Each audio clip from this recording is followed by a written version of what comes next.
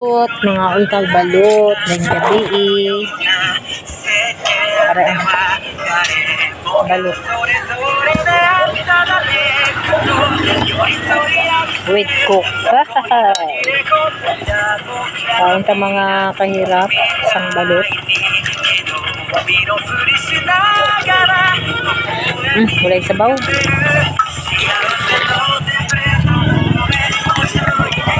Ito suka man to.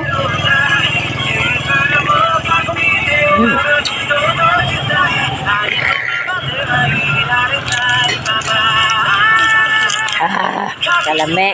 Ito nga din nilo. Ha? Ito nga ang labo.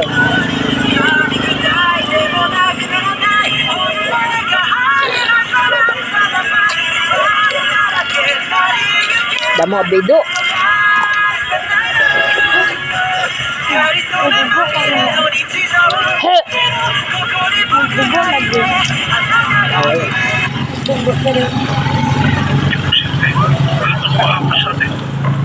Bumalik na tayo sa base at mag-isip ng plano.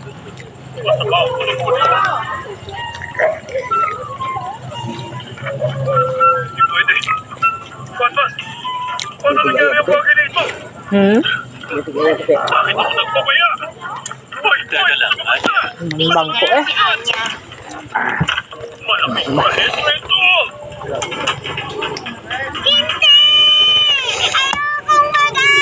Tumigil ka nga.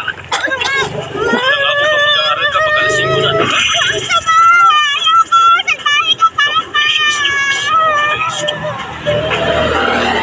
Saan ka sa hindi mo pinupuntahan ang target mo? Kahit anong mangyari, kailangan maging honor student na tinatawag na Imperial Scholar ang anak kong si Anya. Para mangyari yun, kailangan matataas ang mga grado niya. Tapos makakakuha siya ng maraming Stellar Stars. Kaya lang.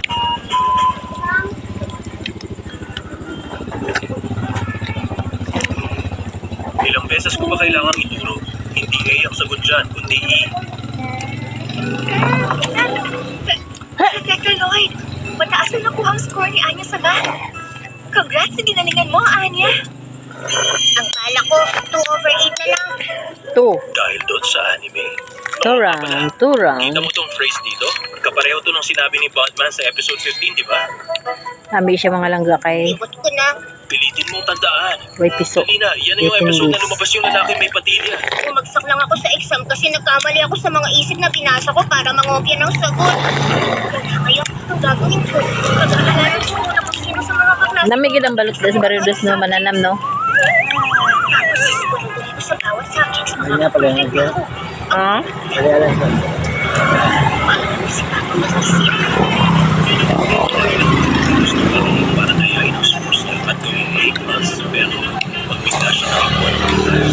Maghihinalaan siya ng mga tao at ng buong eskwelahan. Para magmukhang natural at maitago ang pandaraya, dapat mag-improve ang basic academic skills niya. Kapag iniwasan siya ng mga kaibigan niya, mahihirapan na siya pumasok sa eskwelahang yan. Hindi pwedeng hindi siya pumasok sa eskwelahan. Napaka-perfect. Magagalit sila sa akin. Paano mo naman nalaman na sa doktor, ha? Ang tapo, ha? Pero parang andubit ko nga para pilitin siya mag-aral. Kapag mababa ang motivation niya para mag-aral, hindi siya makakapag-focus at hindi siya matututungan. Susubok na lang ako ng iba. Hindi na naman sa academics ang makakakuha ng saya. Sa mag-aaral, mag-drawing ka muna. Halimbawa, sorry. Marami sa 16 days. Teka sa tayo. Paano yan? Tama ba? Baka yan. Yan yung baka doon sa school.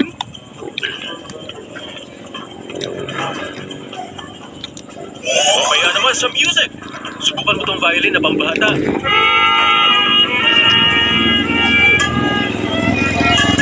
Kaya sa sports kaya. Dali siya, Mike.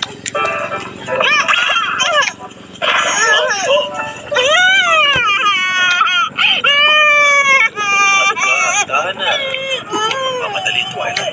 Sa unang habang nagsisimula ang lahat, isa pa, naiwanan naman siya. Kailangan ko maglaan ng oras para alamin kung saan siya magaling at ano siya para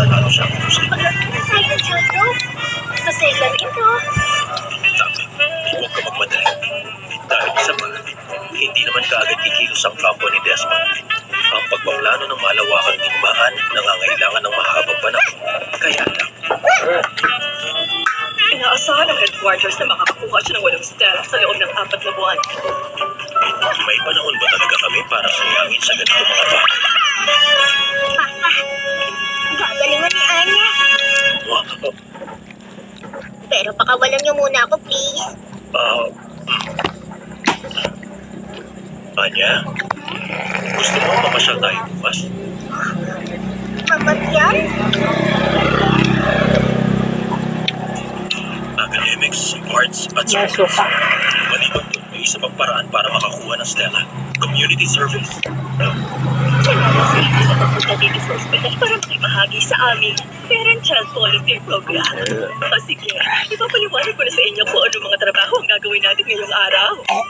Bawat isang pamilya, bibigyan namin Sa sila ng nakaraan, kailangan nila. maraming estudyante ang nakakuha ng Stella Stars sa pakikibahagi sa community service. May ilang insidente kung saan nakakuha ng Stella ang estudyante dahil sa pagliligtas ng buhay o paghuli sa kriminal. Pero madalang yun.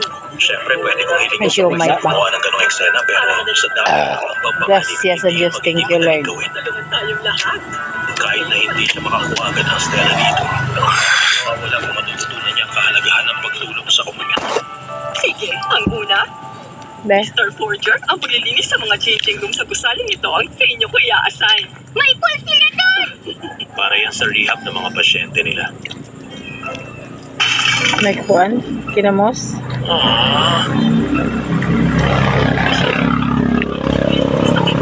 Siomay.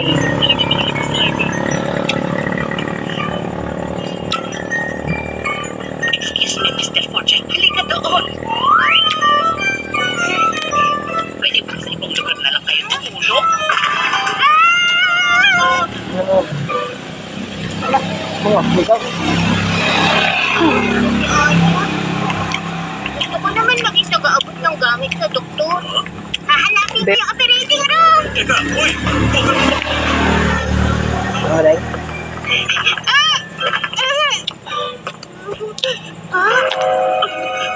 Maubos mo na, anak. Kok, maubos mo na.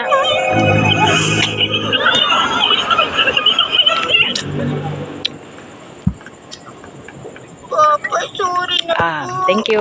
Mag-alala, lahat naman nagkakaroon. Ang isa nagkaroon pa. Ready pa. Thank you so much.